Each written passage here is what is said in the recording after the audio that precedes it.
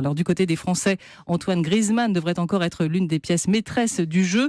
À Mâcon, où il a grandi, c'est la ferveur. Dans son premier club, on suit attentivement tous ses exploits. Sur place, Alexienne Bell pour Europe 1. Ici, tout le monde s'est donné rendez-vous pour regarder le match sur l'écran géant du club et impossible de passer à côté quand on entre dans la grande salle. Antoine Griezmann est partout.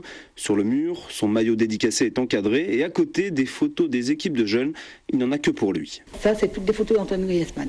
Quand il était débutant, là, il était poussin et là, c'était des benjamins. Josette est la secrétaire du club et pourrait parler de lui toute la journée. C'est vrai que lui, il est resté vraiment très simple. Ah oui, c'est un bon petit gamin. Enfin, un bon petit gamin qui n'est pas maintenant. Patrick Montero fait partie du club depuis 20 ans. Il gérait les jeunes à l'époque d'Antoine Griezmann et déjà l'attaquant des Bleus retenait l'attention.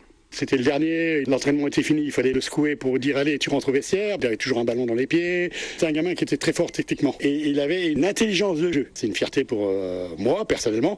C'est un club qui est derrière lui, c'est une région qui est derrière lui. Grâce aux joueurs de l'Atlético Madrid, les inscriptions explosent. Depuis la Coupe du Monde au Brésil, l'UF Mâconnais est passé de 250 licenciés à près de 400. Pour les parents, leur fils va réussir comme Antoine. Et moi, j'ai un petit Parisien qui va venir justement à Mâcon et qui va venir dans ce club-là parce que c'est le club d'Antoine Griezmann.